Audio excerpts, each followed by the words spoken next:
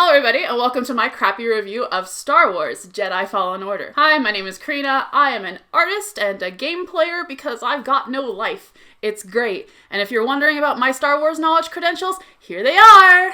I worked really hard on it. So Fallen Order has been something that I have been genuinely excited about since I first heard about it probably like a year ago. I heard like there were writers, that they were going to be good. It was just... As someone who's lived through so many crappy Star Wars games, like, I was just like, yes, please give it to me. And oh my god, did this not disappoint. So in this story, you play as Cal Kestis, a Jedi Padawan hiding away from the Empire after surviving the Jedi Purge, like, about 5 years earlier. So surprise, surprise, within the first, 20 minutes of the game, you get discovered as a Jedi after saving one of your friends on this scrapyard named Braca. Now suddenly you have a group of Inquisitors coming after you, but lo and behold, you're saved by a little scrappy team of an ex-Jedi and just a gambling pilot, you know, fun stuff. And now, my friend, you find yourself on a quest to find other Force sensitives in the galaxy to rebuild the Jedi Order. I also forgot to mention that, a big part of the plot is finding out about the Zepho, a ancient group of extinct aliens, I believe, that basically you're following their path through the galaxy, just trying to figure out what they were about. I won't say any more than that because I don't want to spoil you. So the biggest thing that I heard people talking about when I first went into this game was the gameplay and how it controlled. So everybody was comparing its controls to Bloodborne, and I've never played that game, so I didn't know what the fuck anybody was talking about. So from a newbie perspective, as someone who's never used that control system before, I really enjoyed it. It was a bit difficult to figure out at first because I am a notorious button masher when I panic, and I panic all the time, you guys. A stormtrooper would look my way and I'd scream and just start mashing the buttons, and then I'd die because I'm an idiot. But after you get in the swing of it, the dance that you do to get around, parry, and all this stuff, it's genuinely fun. I had so much fun just dodging and fighting people because I was like, oh, this requires some actual skill, and I'm slowly learning, and it was really cool. The movements and transitions into other different moves was exquisitely smooth. I was very surprised. If you're a notorious button masher like me, but you do not like learning new things and kind of getting into a new groove and taking a step back and being okay, let's calculate this instead of going ba ba ba, you may not like this game. Okay, let's talk about the characters. So in my opinion, I loved these characters. They were kind of stereotypical in a way, but not in a bad way. So you have good boy Cal, you have mom friend Seer. I called her Siri for the first half of the game until I found out that her name was Seer. Nobody pronounced it, so I didn't know. So you got the sketchy but lovable Uncle Grease, and then you got the baby BD1. Now, he's no Baby Yoda. I'm gonna acknowledge that now, but he is so cute, and I love him so much. Him, them, I don't know pronouns for droids. Okay. These group of characters have their kind of unique personalities that mesh really well together. You don't think they will in the beginning. It's kind of ooh, okay, so we've got very differing personalities right here, but they mesh in such a good way. It's it's cheesy but lovable. I don't know, I really like them a lot. Then we have the Inquisitor, who makes my heart sing. Just her voice and the way that she moves, I'm just oh my god. I've never been someone who's yes, please let me lust over this villain, but boy, that girl. Okay, let's move on. So the plot. This was what I was worried about the most, but it is excellent. For a Star Wars game, though, I'm not going to say that it was groundbreaking in any way because it's a bit cheesy. It's a Star Wars game, definitely. But it, compared to all of the other writing and all of the other plots I've had to sit through, it's good. One thing for me, it was that it was so interesting that it actually kept me engaged with the story the entire way through the game.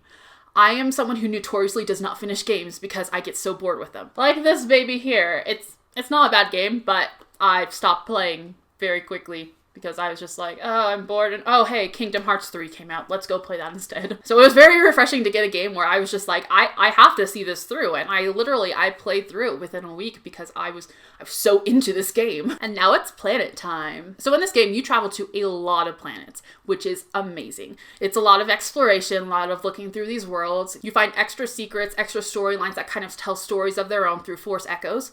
And It's super interesting. I'm very much a completionist, so I was scouring through all these planets, like trying to figure out, okay, what happened here? Oh, this storyline over here, let's find out. So I'm gonna go through each planet and give it a thumbs up, thumbs down, tell you what I thought about them. First up is Braca, shipyard planet that Cal Kestis starts out on. I give this 2 big thumbs up because nothing was trying to kill me on that planet. Except for the stormtroopers. You're only there for like a sliver of the game, but it was kind of cool. It's your like little tutorial level that teaches you, hey, this is how the gameplay works, this is how you fight, and like I genuinely enjoyed it, which by the way, this game probably gave me like some of the best tutorials like I've ever gone through.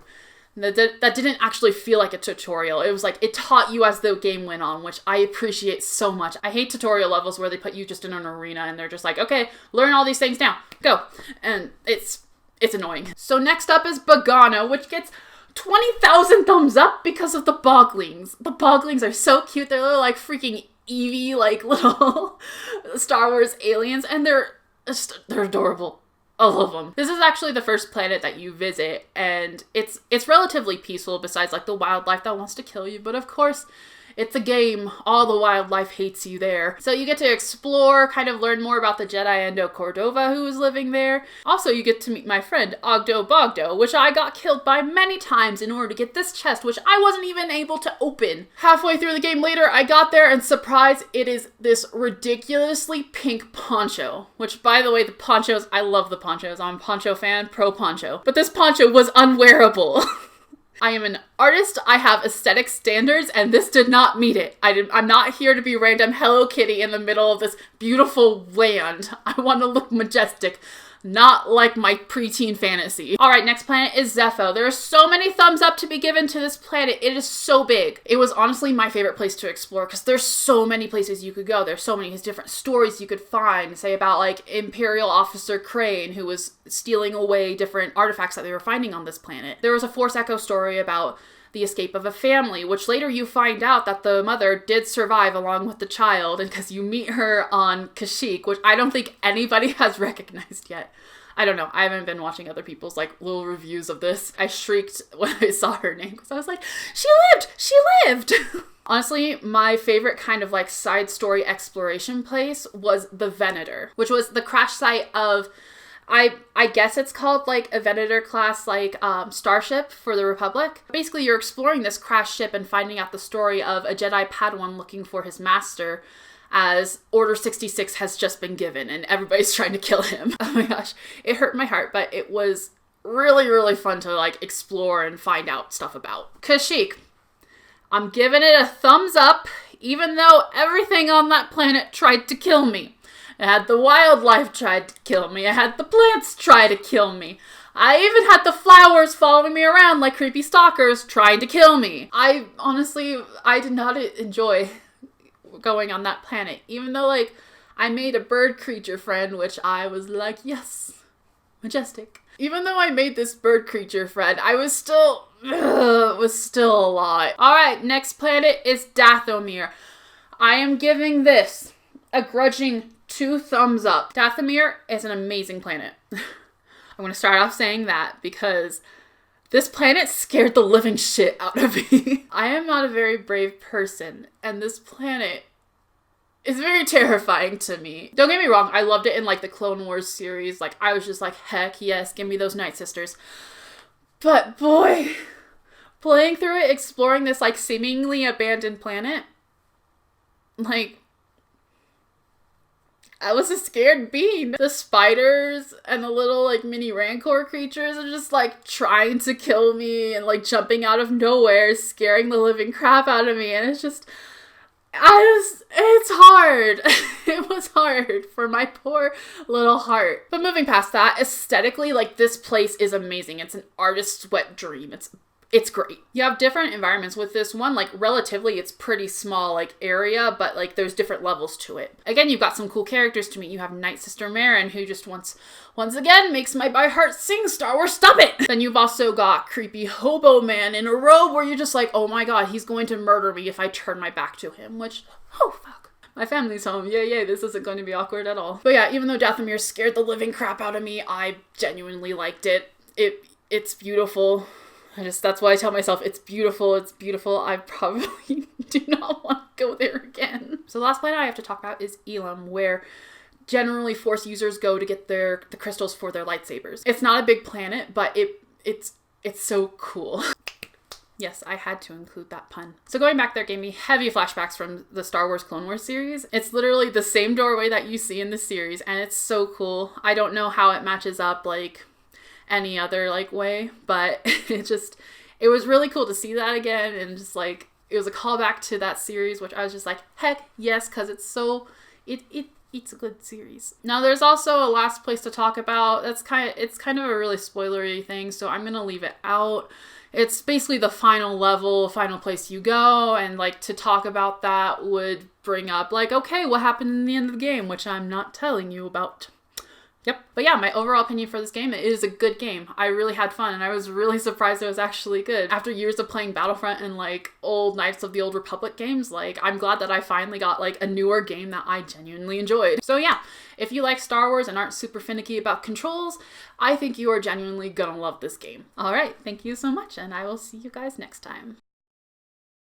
Hello everybody, welcome to my crappy 5-minute review of Jedi Star Wars Warrior. That's not the game! Hello everybody, and welcome to my crappy 5-minute review of Star Wars Jedi Fallen Order. I had to burp. Hello everybody, welcome to my crappy 5-minute review of Star Wars Jedi Fallen Order.